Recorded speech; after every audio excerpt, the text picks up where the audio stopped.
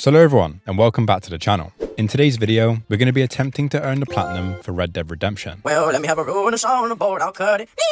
This game released all the way back in 2010. And at that point, I was more focused on trickshotting in Black Ops 2 than actually sitting down to experience some high-quality story-focused games. I've held off playing this game in the years since, in the hopes that there would be a remaster at some point in the future. And well, I think this is the best we're going to get. As much as I wanted to play this game on a newer system, I wasn't going to feed into Rockstar's greed, and headed to my local game shop to grab the original game at a quarter of the price. Now, to obtain this platinum, I split this game up into 4 stages. Stage 1, completing the story. Stage 2, earn the 9 multiplayer trophies. Stage 3, 100% the game. And finally, Stage 4, clean up all the remaining miscellaneous trophies. As I'll be going over the majority of the story within this video, if you'd rather not see any spoilers, then be sure to skip ahead to Stage 2, or at this time on the screen right now. But if you're down to watch me battle it out with a few cowboys, run up on a few people from Dutch's gang, grab some snacks, and enjoy the video. Sometimes I find it impossible to make the distinction between a loving act and a hateful one. I mean, they often seem to be the same thing. Yes, Jenny, it is confusing. But you only have to ask me if you need help. Indeed. Well, here we are, Mrs. Bush. Armadillo. After getting off the train, we can head into the saloon at Armadillo, where we are welcomed by an individual called Jake. Funnily enough, I believe this is the only time in the entire game that we actually speak to this guy, so he doesn't really do much for the story, other than leading us to our first antagonist of the game, Bill Williamson. We get warned pretty much straight away that Bill is no easy target, and has been causing havoc at Fort Mercer. But even with these warnings, we make it to Fort Mercer anyways, and approach the entrance to capture Bill. Go away now, John! Don't make me kill you. Nobody needs to kill anyone, Bill. I implore you, think about this. You implore me? You implore me? Well, things are different now, John. Now I'm in charge! No more Dutch! And no more you. Well... Oh. Poor John. With John Marston now dead, the game ends and the platinum pops.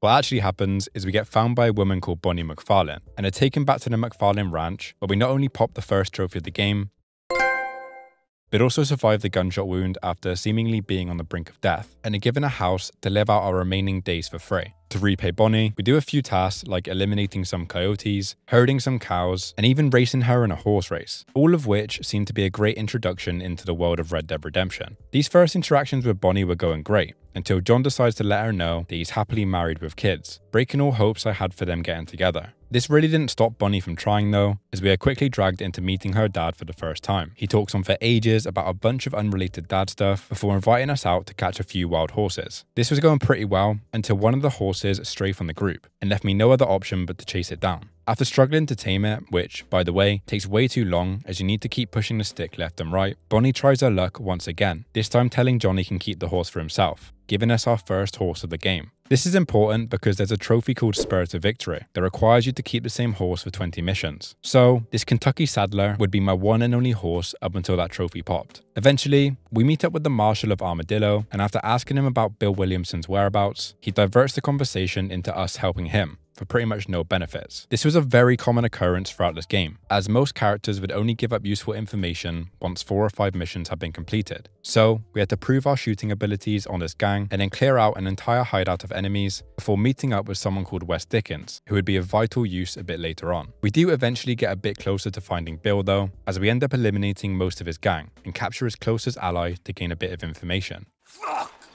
Nice to see you again, buddy. Thanks for your help, John. Norman here is going to help us get to Bill. Ain't you, Norman? Thank you, Mr. Dick.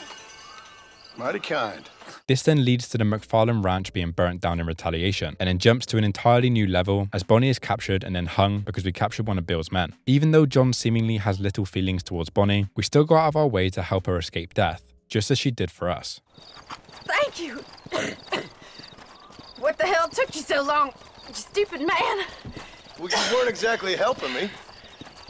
If you think I'm gonna lower myself by making a joke about being all tied up, you got another thing coming.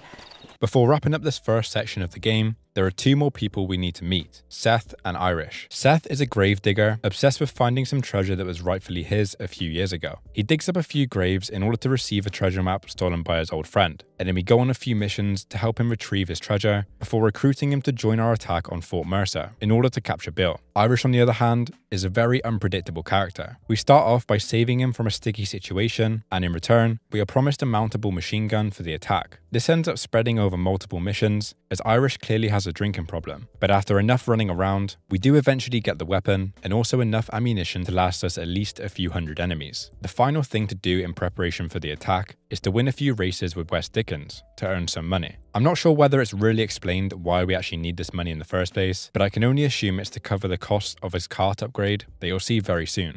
Have we got enough money now? All right. Yes, once Seth and Irish have furnished their side of the bargain, I think we should be ready. Quite a team we've assembled, don't you think? A bunco, a grave robber, and a drunk. How could things possibly go wrong? With Marshall, West Dickens, Seth, and Irish now on board with our attack, we can head to Fort Mercer and wait patiently for Seth to distract the guards. As you can see, West Dickens has upgraded his cart to include the mounted machine gun from Irish, and this will be our main form of attack once all things break loose. We approach the gates and are let in, while Seth entertains the guards, allowing West Dickens to waffle on about his fake medicine for a few minutes. What would you say if I said immortality was at hand? What would you say if I told you I could teach you to fly?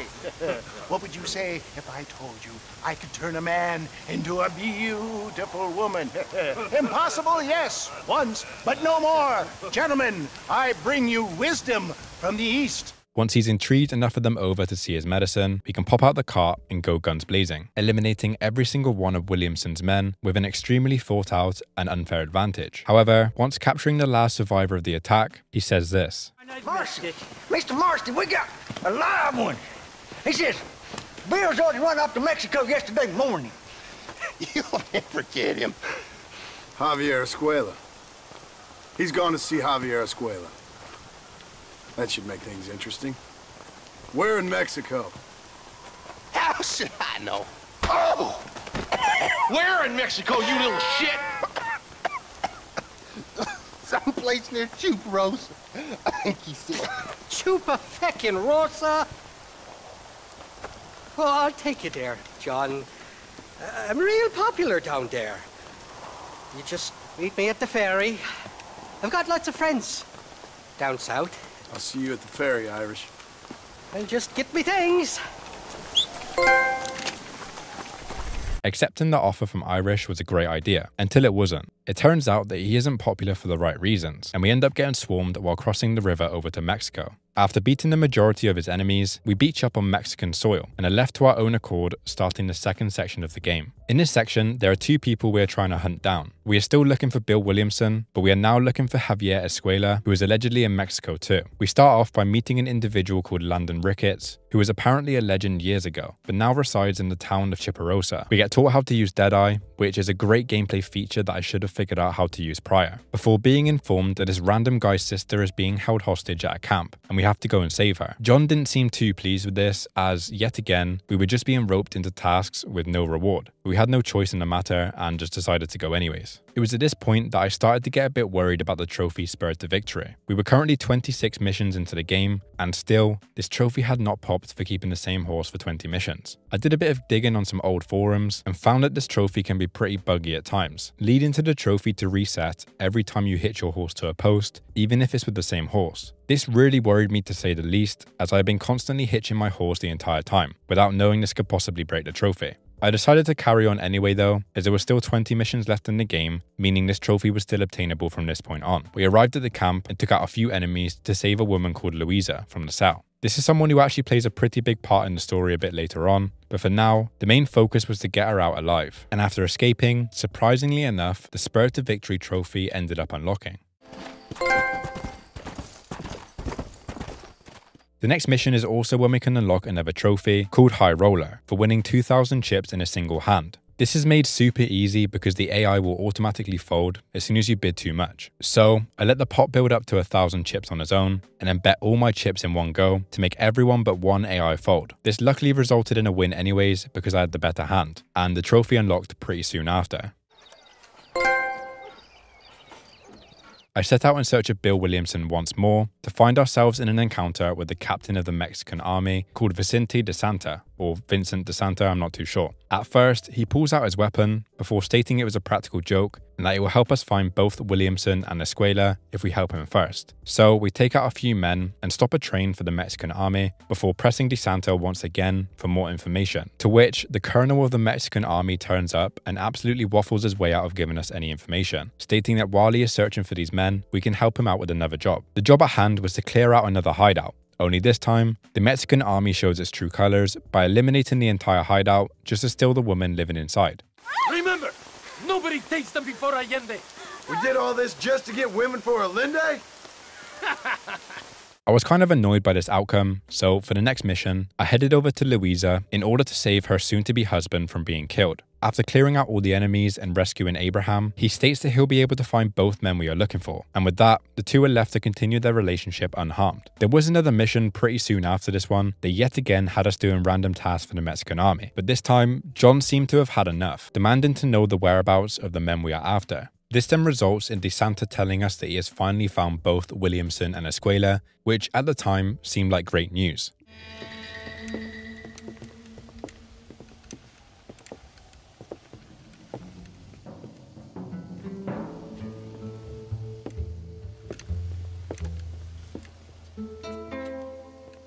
Mr. Marston, gracias for your service to this land.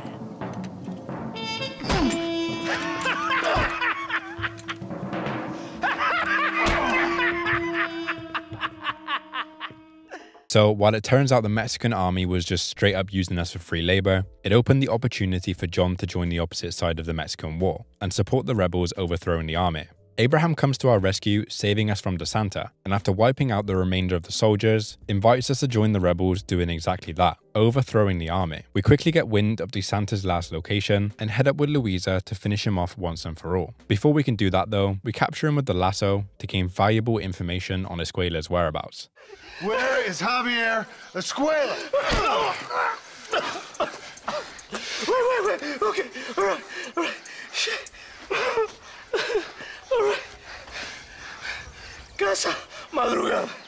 It's hold up there.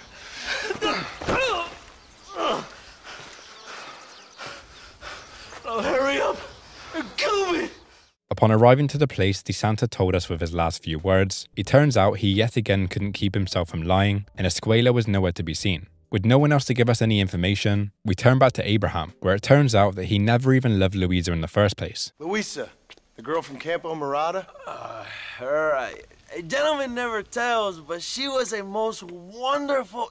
I just say she was increíble. Yes, let me tell you something. I strongly recommend her. You take her when you have the chance, my brother. She thinks she's your wife. My wife? These peasant girls, they believe every word a fellow says. So naive. It's really quite charming. Interesting. But come on, let's run. I've got an amazing present for you, my brother, huh? Yes? The man you seek. Together, we will bring them to justice. Let's go. The good news though is that he managed to find exactly where Escuela actually is. He was being protected by the Mexican army the entire time, which is presumably why De Santa would never give him up. We blow up the entrance to the fort and leave the rebels to eliminate everyone else, but we go ahead and finally find Escuela. Hello, old friend. It's been a long time. Hello, brother. It's good to see you. I heard you was coming. You took your time, no?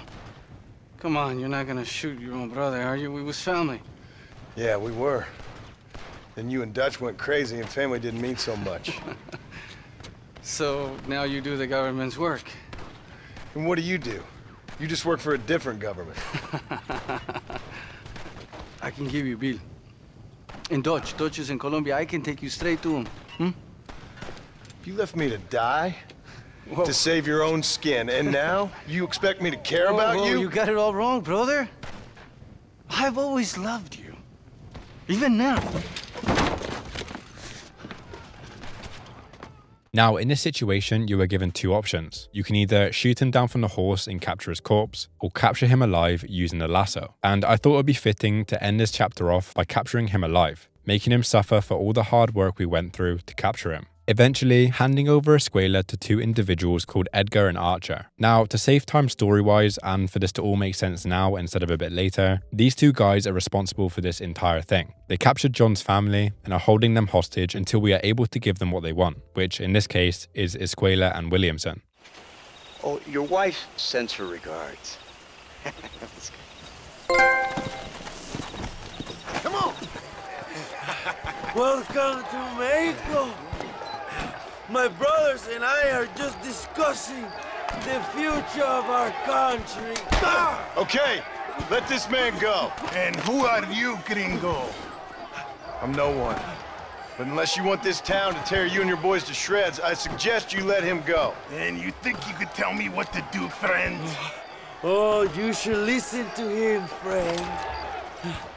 Look at that. You want to risk it? The American is a drunk. If I were you, I would pull that trigger. Put the gun down, Americano. Ya, mátalo. ¡Déjenme, hombre! ¡Mierda! ¡Ay, Dios mío! Santa Maria! So you want to settle this now, friend? Or you want me to shoot you in the head right now for that poor girl? This part is one of the saddest parts in the entire game. To have Louisa sacrifice herself to save someone who doesn't even know who she is just a really sad ending to her life. Even with this situation, Abraham is still unable to recognize who Louisa even was, and I think that really portrays how he is as a person. However, now that he is free, we can finally end this Mexican war once and for all. After wiping out all the enemies in the area, we can break through to the Colonel's mansion to witness something I didn't see coming. To my stagecoach! Go then. I'll cover you. It's a pretty crazy twist to see that the Mexican army was protecting both Escuela and Williamson, and that the entire time we were just lied to and dragged along with false promises. With this entire waste of time now turning into a bit of rage inside me, I chased down the cart and got my well-deserved revenge. Hell are you doing? Find my freedom, pendejo. Now shut up, you dumb ape, and get out of the wagon. Apúrate. I'm coming out. Don't shoot. Here, take Williamson. Just let me live. I will leave the country, I promise. You always was weak-minded. You're the one who let Dutch drive you insane!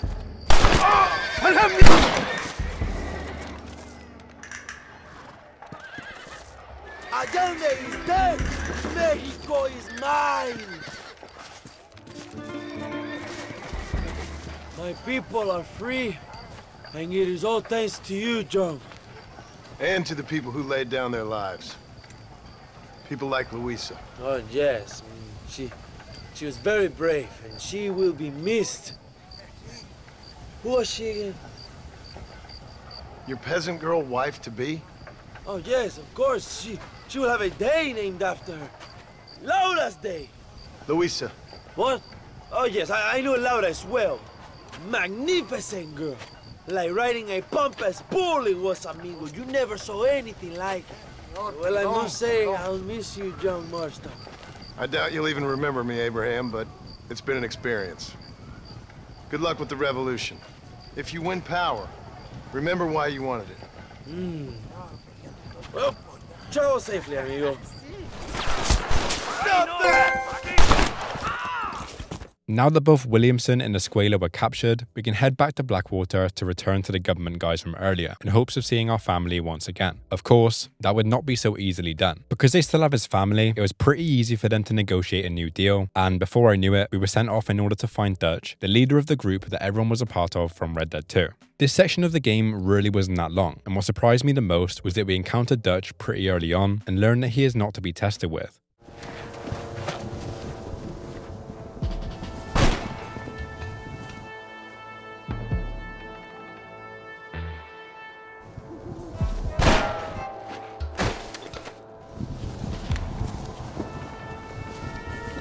After surviving yet another gunshot, we can head to the bank where Dutch can be seen holding a random innocent woman hostage. We try our best to talk him down before this happens. How's Abigail? Well, I hope. Ain't seen her for a while. 'Cause you've been chasing me? Let the woman go, Dutch. Of course. You know, gentlemen, this man here, oh, he married a whore. Used to ride with us. We all had her. Oh, but he married her. And you know that makes him a better man than us. He's a better man. Have the girl, John. Easy, Dutch. She's a parting gift from me. Oh! God damn! This results in a big chase sequence that ends in the forest, and unsurprisingly, after eliminating all the members in his gang, he is nowhere to be seen. We do encounter Dutch one last time as he arrives in Blackwater, shooting up our building for seemingly no reason other than for a bit of fun. Again though, after escaping the vast majority of members in his gang, there is still no sign of Dutch. It seems that in every instance of meeting him, Dutch seems to get away fairly quickly, and even the government guys think this too. You like Dutch? He's a charming fellow. He makes sense. He's like one of those nature writers from back east. Only he takes things a tiny little step too far. Rather than just loving the flowers and the animals and the harmony between man and beast, he shoots people in the head for money. Now, after the debacle with the army and the bank, we have to put Mr. Vanderlyn to rest ourselves. Will you help us? Do I have any choice? Now that you mention it, no. Then what was that pretty speech in aid of? I don't rightly know, but it sure felt good saying it. Shall we, Mr. Marston? Let's go. As you saw, yet again John had no choice in the matter, and we were off to deal with Dutch once and for all. We get the privilege of using this mounted machine gun to eliminate a good chunk of Dutch's men. I would just like to point out, there is a trophy called Mowing Them Down for eliminating 500 enemies on a mounted weapon. And do you want to know how many enemies I killed after finishing the story? Just over 190. This would cause a bit of a problem a bit later on in the video, but for now, we could continue shooting our way through countless enemies before this happens.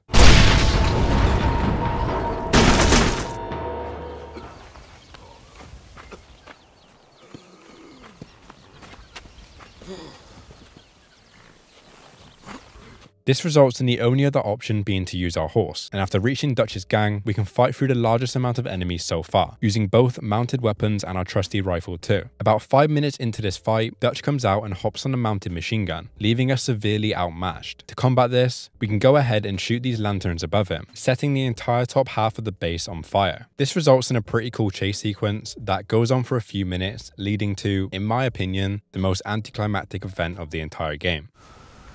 Hello again, John. Hello, Dutch. We gotta stop meeting like this. Sure. I got a plan, John. You always got a plan, Dutch. This is a good one. When I'm gone, they'll just find another monster. They have to. Because they have to justify their wages. That's their business.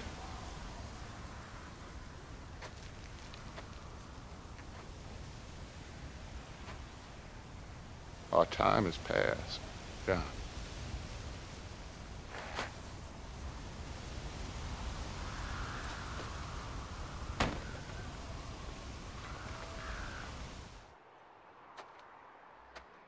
With Dutch now dead, we are told by Edgar that our own family is dead too. Where's my family? Your wife was killed in a prison riot last week. So, I'm only joking, dear boy. They were sent back to that Scrabble ranch of yours in Beecher's Hope. They're quite safe and sound. We travel back through the forest listening to the best song out of the entire game. And I don't think I can play this song because of copyright, but we do end up achieving one of the last remaining story trophies of the game. Upon returning back to the ranch, we are welcomed back to the family with open arms. Oh, darling. I never thought I'd see this day again. You no good hillbilly piece of shit! This last chapter of the game was great. It felt like all the hard work had finally paid off, and we could both live freely with our past now behind us. The first rule of business, buying a herd of cows from the McFarlane Ranch, and protecting our corn from the birds. We eventually receive a letter in the mail from Bonnie, and Abigail, our wife, is seemingly jealous of this and decides to tag along while we deliver some corn to the McFarlane Ranch. We arrive, dropping off the bags of corn before John and Abigail leave, and Bonnie just stands there watching, confirming to me at least that she did indeed have feelings for John the entire time, and maybe even sent the letter hoping John would come alone. A little while later, we can do a few tasks with our uncle, like herding some cows in the field and taming some wild horses, before going hunting with our son to teach him the basics of survival. Throughout this entire last chapter of the game, there is seemingly a bit of resentment from our son because of the way we left him while we went off to eliminate some of the other gang members. He didn't seem to understand that we practically had no choice in the matter, and out of retaliation and probably to prove he doesn't need his father, he runs off and eventually gets cornered by a bear. Of course, we have to go and save him, but this bear really didn't put up much of a fight, and after a few blows to the head, we took him down. What the hell were you thinking going off on your own? You're just a boy. No, I'm not. I can skin an elk, break horses. Come on, let's get you home. With everything back in order, we can have some much needed father-son bonding time before we get raided by what seems like an entire army. This is hands down the biggest fight of the entire game, and is such an unexpected twist from what I assumed was going to happen. We try our best to fight as many of these enemies as we can before a load more arrive on horses, leading to one of, if not the most anticlimactic death of the entire game. It's me you want! Right there! Uncle, you alright? Damn it! I'm in here! Take them and... Don't worry about me. Just get them out of here. No! Uncle, please! Oh my God! They killed him! Come on, son! Ain't nothing we can do for him now! With the uncle now in spirit mode, we fight off a constant swarm of enemies while protecting Jack and Abigail as they escape on the horse, leaving us alone to defend the entire ranch with a single pistol and a dream.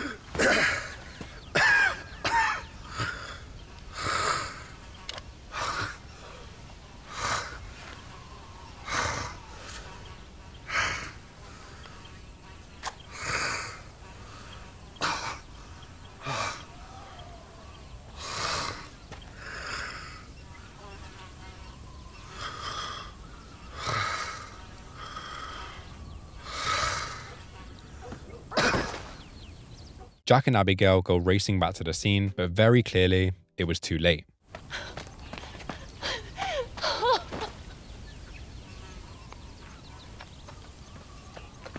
No! No!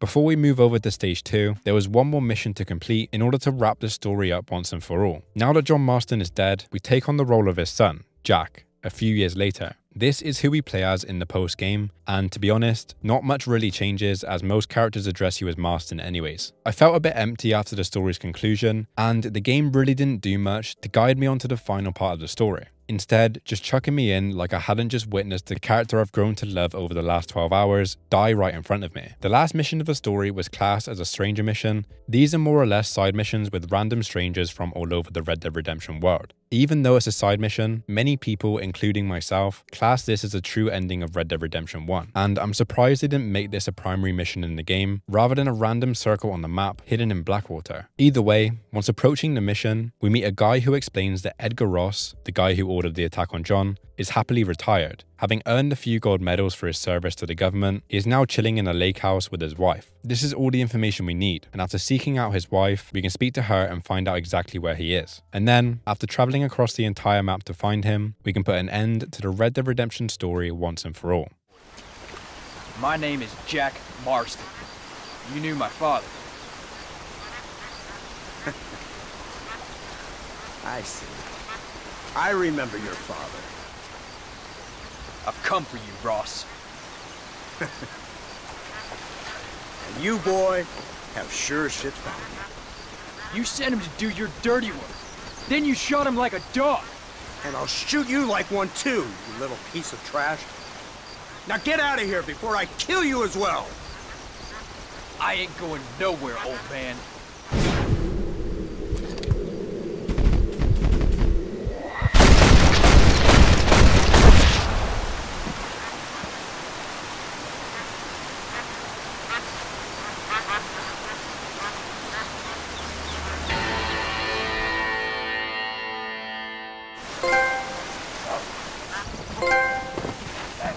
And just like that, stage 1 is now complete. The multiplayer trophies are up next, and I think we can all unanimously agree that these are the worst types of trophies to obtain. However, the multiplayer for Red Dead Redemption is actually very enjoyable, and it's a shame that Rockstar decided to leave this out of the PS4 port, while people over on Xbox are still able to enjoy this multiplayer experience. The first trophy to be earned in Red Dead Online is called Posse Up, and requires you to be a leader of a full posse. This requires me to 1. Find a game with enough people in it in the first place, and 2. Somehow get 7 random people to join a random level 1 with no experience of the multiplayer side of this game. The saving grace for this trophy was that leaving the session and joining another one brought most, if not every player that had previously joined the posse with me. So, after searching through a few lobbies, I surprisingly found a full one, and along with the people I had invited from other sessions, eventually got 8 people in the posse to earn the trophy.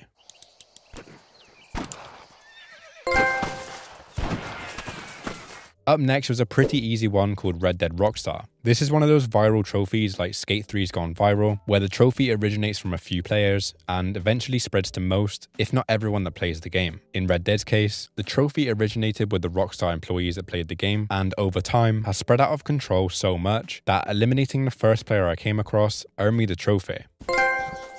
A bounty has been placed. With that trophy out of the way, the next one I attempted was called Go Team and requires you to win 4 team-based game modes in a row. This may sound pretty simple, but nowadays, the only players playing Red Dead Online are people that have been playing the game for years and know exactly how to win every match perfectly. I tried my hardest with this one, but I couldn't even win a single game at all, let alone 4 games in a row. This realization was made worse by the addition of another trophy called Be Quick and Everyone Else, which is basically the exact same thing, just winning 3 games in a free-for-all instead of 4. Again, I tried with this one for a few hours and came out with 0 wins due to how unexperienced I was compared to everyone else that was playing the game. I eventually turned to the dark side and invited my brother on to help me with a few trophies. We started with the free-for-alls and had no problem boosting this trophy after 3 wins.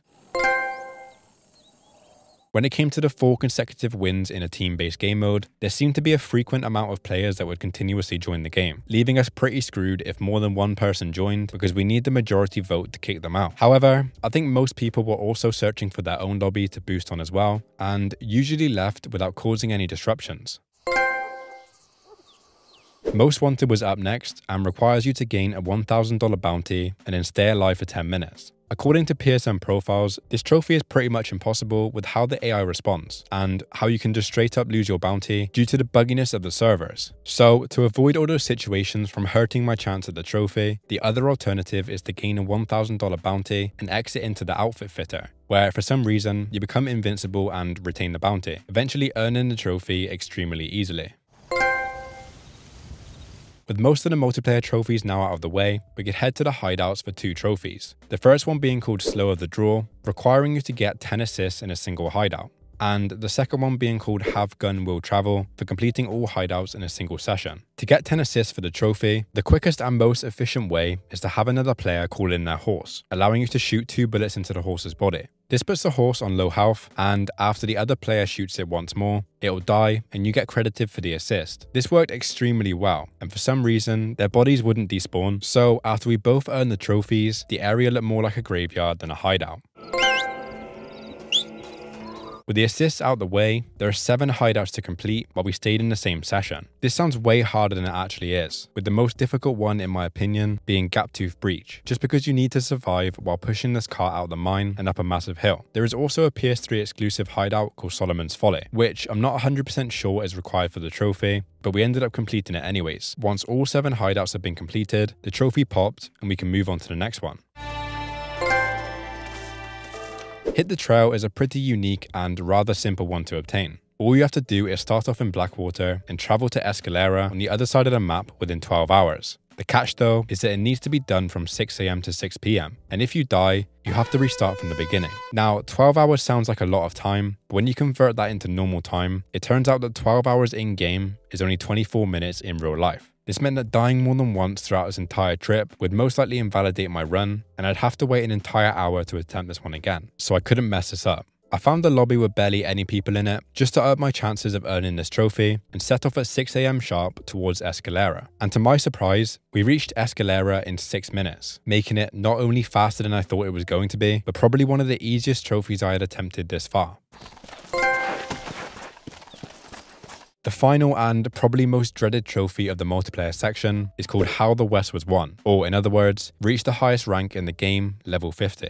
When I started out this platinum, I was ready to grind my way up the ranks legit and earn this trophy the way it was intended. But upon a bit of research in my own time, it seems that doing this trophy legit is pretty much a waste of time now, because they stopped doing triple XP weekends years ago, and on top of this, actually patched the game at one point to decrease the amount of XP earned overall. So, the best and probably only way I was going to grab this trophy was to do the LAN method. This method deletes all updates on your game and reverts it back to its original state. This meant that upon entering a LAN game, I could farm Solomon's Folly and get anywhere from 1.5 to 2000 XP every 3 or so minutes. To put this into perspective, to reach level 50, you need to earn 337,110 XP. And even though this was significantly faster than any other method on the game, it still took an extremely long time. Of course, I'm not going to put you through the absolute pain I went through to get this trophy, but after almost 12 hours of non-stop repeating the same 3-minute mission, I finally earned the last and most tedious trophy of the multiplayer section.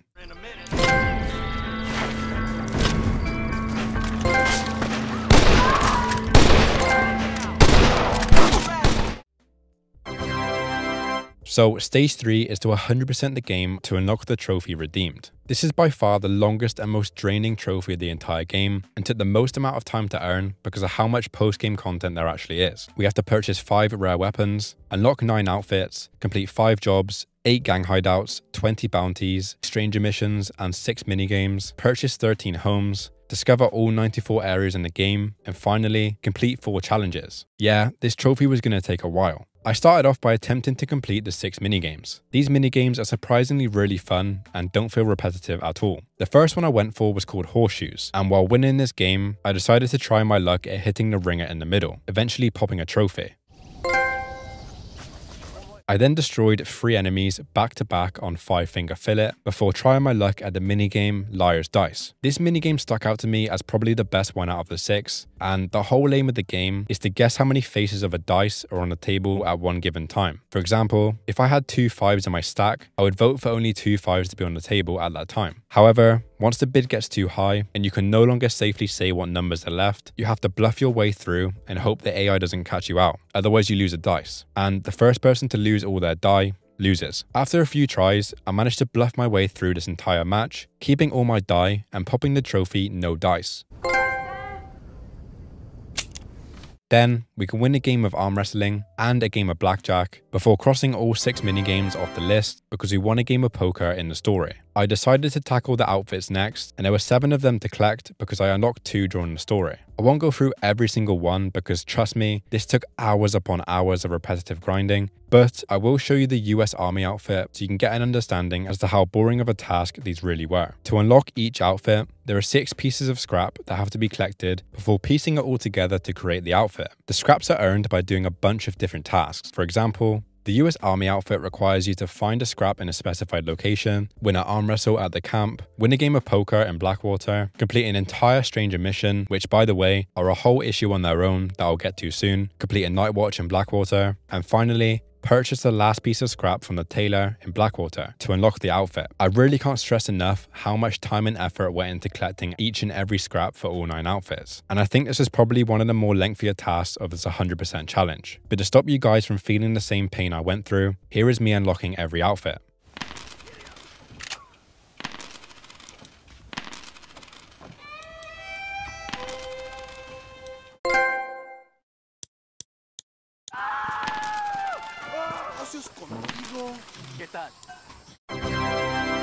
Because unlocking the outfits spread across multiple hours, I also earned a very generous amount of trophies for all my hard work. Dastardly requires you to tie up a woman and put her on the train tracks to meet her fate.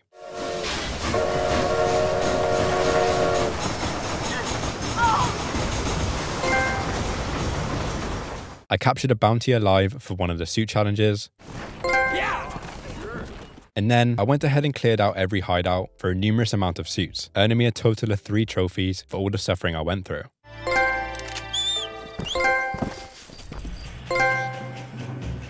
It was also at one of these hideouts that I earned the trophy for headshotting an enemy in expert mode. This mode removes the auto-lock feature when aiming in and is extremely easy to obtain when using Deadeye. I actually managed to cross off another task for the 100% as well by purchasing all 5 legendary weapons. These usually cost upwards of $1,000 when you first start the game, but with most of the missions giving you fame points, after a certain while you seem to become so popular that the shops end up giving you a 50% discount. This allowed me to easily afford all the legendary weapons required for the trophy.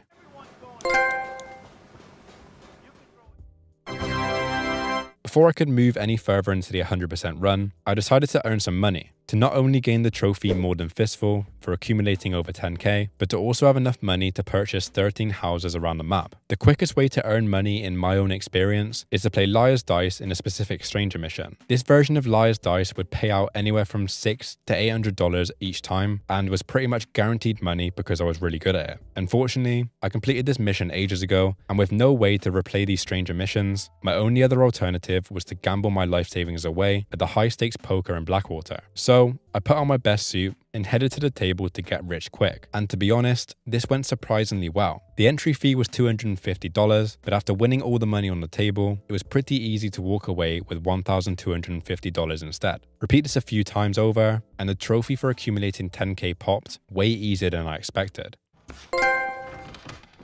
And with our newly found riches, we could go ahead and purchase every single property on the map with no issues. This surprisingly doesn't pop a trophy, but you can see in the stats menu that I now have 13 properties to my name.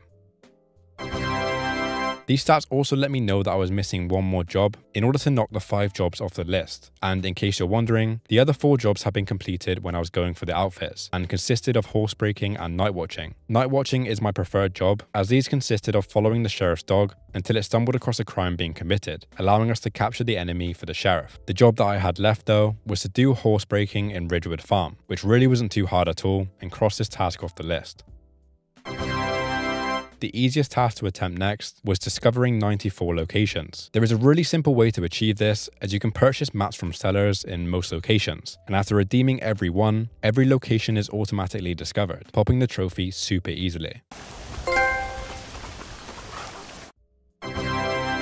The few remaining tasks left for the 100% were extremely grindy, and I mean genuinely the worst so far. So I will show a basic summary of the tasks at hand and skip over the majority of the grind to save you all some time. At first was to complete 20 bounties. These bounties are split up into the 3 sections around the map. There are 4 bounties required in Blackwater, 8 required in New Austin, and 8 more required in Mexico. These bounties were relatively simple in practice. Accept the bounty, arrive at said location, and eliminate every single one of the enemies before picking up the target's dead body and taking it back to the sheriff. The issue is, however, these bounties were not available to consistently accept. This meant that for the vast majority of my time, I would be sat waiting for these bounties to spawn in. And I can't tell you how much time I wasted before realizing that you were able to skip time forward by attempting to save the game and then backing out. By doing this 4 times in a row, you were able to skip a full day ahead, respawning the bounty in a matter of seconds, rather than 40 minutes of your own time. With this amazing information, I plowed through the remaining bounties pretty easily, eventually completing the 20 I needed for the 100%. I tackled the stranger missions next, and let me tell you, these were so unnecessarily dragged out. I can only assume they're meant to be done as and when they're unlocked, so that as you're playing through the story, you can also be attempting these stranger missions too. But because I left it all to the end, I got pretty unlucky with the experience. The main issue with these stranger missions is that you'll start one, complete the mission thinking you're done, only for the game to ghost you and have the stranger turn up again a week later in the game, with another task for you to do contributing to the exact same mission. Some of these strangers literally do this 3 or 4 times in a row, and it truly dragged out this section for the platinum to another level. There were a few stranger missions that stood out to me though, like this one, where you need to grab a few flowers for a man's wife, only to find out that the wife has been dead for what seems like 10 years. Or the sad story of this woman who just wants to see her fiancé, only to find out that he has been laid to rest in his grave already. Strangely enough, there was no trophy for completing all 18 stranger missions, but instead, you do unlock one for completing 15, which kinda made no sense to me. The last stranger mission I attempted was for helping this guy fly a makeshift glider off this cliff, and to do so, we had to collect a few resources for him like beaver fur, feathers, and red sage, which is a type of plant in the game. While grabbing these resources, I also found the last horse needed for the trophy Bucking Awesome. This trophy requires you to tame the Kentucky Saddler, which we managed to do at the start of the game, the Hungarian Half-Bred, which is the white horse I am on right now, and last but not least, the American Standard Bred, which is this horse right here. After collecting a bunch of materials for this guy, he uses them to make his glider, and after all my hard work, this is what happens. Into the wild blue yonder, Marston!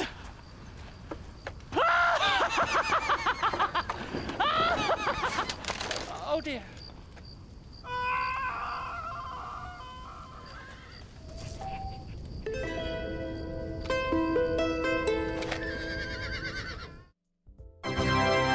With the last stranger mission complete, only one more task remained. 4 dreaded challenges. I think, along with the outfits and the stranger missions, this has to be up there as the worst part of this 100% run. We will start with, in my opinion, the worst challenge out of the 4, Survivalist. For this one, you have to collect an array of flowers in order to progress onto the next level. For example, level 1 would need 6 types of a certain flower, and by level 10, you are collecting 10 types of one flower, followed by 2 types of every other flower in the game. This was an extremely grindy process, but I did eventually reach level 10, which to my surprise, unlocked the trophy Frontiersman. The Treasure Hunter trophy was up next. All you have to do is go around the map, collecting hidden treasure in certain locations. Collect 1 treasure, and the challenge will level up straight away. So it's simply a case of collecting all 10 hidden treasures to hit level 10 and clear this one off the list. With only 2 more challenges left, the next one to hit level 10 was called Sharpshooter. This challenge requires you to eliminate animals doing certain tasks. For example, my favorite task was to shoot 5 birds on a moving train, and eliminate 3 bears with 1-shot kills. Safe to say, this one was quite a long one to complete, but even so, I really enjoyed the uniqueness compared to the other ones. The last challenge left of the entire 100% run was called Master Hunter. This is a series of challenges revolving around eliminating animals in certain numbers, and probably took the longest amount of time just due to the fact that most animals wouldn't even spawn in half the time. For example, rank 4 had me searching for 3 armadillos in order to pass on to the next level, and I approached the spot where they're supposed to spawn before wandering around for a solid 20 minutes in day and nighttime without a single one spawning. I did eventually get lucky enough to find them all, but this was the reality of every level moving forward. However, it was feeling more and more worth it as that percentage slowly creeped up to 100%. After knifing a few coyotes and a few cougars, we could head to the final level of the challenge, which is to kill 3 legendary animals. There was a legendary wolf called Lobo, the legendary boar called Gordo, and last but not least, after hours and hours of grinding towards that 100% goal, the final legendary animal, Brummus the bear.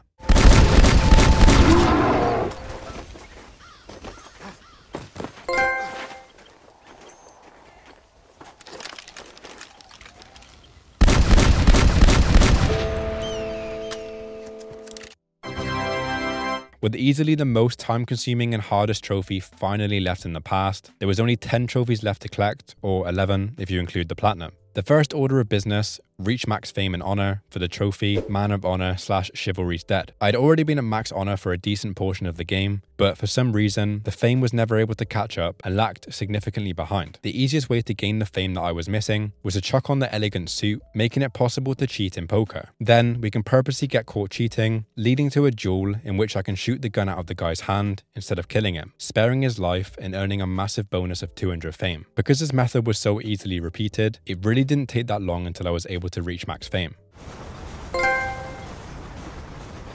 Gold medal was up next and requires you to complete a mission with a gold medal. The fastest and most efficient way to earn this trophy is to replay the mission Old Swindler Blues, as it only takes 2 minutes to complete, and the only thing I believe you have to do to get a gold medal is to hit every shot perfectly on all 4 enemies and make it back to Armadillo with enough time. Manifest Destiny is a trophy requiring you to eliminate every buffalo in the game. This seems crazy at first, but there are only around 20 buffaloes that spawn in the entire game, and they all spawn in one herd near Blackwater. This meant that all I had to do was find the herd, shoot each one down, and earn the trophy. But of course, it wouldn't be that simple. I shot as many as I could, but I wasn't good enough, and somehow one of them escaped my grasp. I searched for about half an hour, combing through the entirety of the Great Plains, with absolutely no luck. I was almost out of options until I remembered that I saved my game before attempting this section, so I loaded up my previous save and tried again, this time making sure to eliminate every single one. With the last few trophies remaining, I plucked up the courage to finally attempt Friends in High Places, which requires you to gain a $5,000 bounty and get off with no charges with a pardon letter. The best place to attempt this is in Blackwater, as the police here continue to respawn forever. I tried a few times in this area, but each time I failed before even reaching a $1,000 bounty. There was one point where I did actually pass this threshold, but it ended pretty soon after with my horse getting silenced and having no means to escape. Multiple failed attempts later, I caved in and looked for the best solution for this trophy. It turns out, you can just camp at the doctor's shop in Armadillo and rack up a $5,000 bounty extremely easily. I was also using my pistol for this section, which earned me 500 kills with a pistol, and more importantly, the trophy in Hail of Bullets. Once I had accumulated a $5,000 bounty, there was another trophy to grab before handing in the pardon letter. Heading south on a white Bronco requires you to escape the US Marshals while riding the Hungarian half-bred. So, I waited for the US Marshals to spawn in and tried my best at escaping their capture, and after a few minutes, I left them in the dust to grab that trophy. And then, I handed in my pardon letter to get rid of that $5,000 bounty with no repercussions. Mowing them down was up next, and like I said earlier, after beating the story, I was nowhere near having 500 mounted weapon kills. This trophy is seemingly impossible without an extreme amount of farming, and I really don't understand the reasoning behind this trophy in the first place, because it can't really be earned with just a story alone. To get this done as fast as possible, I got my brother to come back into online, and we just farmed this cannon spot in El Presidio. With the enemies constantly respawning and the cannon being able to deal such a large amount of damage, I was able to earn this trophy in about an hour and a half. We could then knock out a random NPC in every single bar around the map, eliminate and skin 18 bears, which took way longer than I expected because there really wasn't any bears spawning in until I neared the 18th kill. And to wrap everything up, eliminate every single animal in the game for the trophy, Unnatural Selection. I was originally dreading this trophy because I wasn't too sure how many animals I'd eliminated during my run. But as it turned out, because I completed literally everything else in the game at this point, a duck and a seagull were the only two animals standing in the way of the platinum trophy. So I headed straight towards Lake Don Julio in order to find a duck and waited patiently for one to spawn in. Apparently, the ducks are meant to spawn in around on the ground and walk around the outside of the lake, but I spent a solid 20 minutes looking for them with no luck. What I later found out is that they can also spawn in the sky, and that was literally all the information I needed. With the duck eliminated, we could head to Blackwater in search of the last animal of the game, the seagull. These guys only spawn in at around 6 AM, so after making my way towards the Blackwater docks at the right time, I was welcomed by a beautiful sunset and a great way to finish off this platinum trophy once and for all. Yes!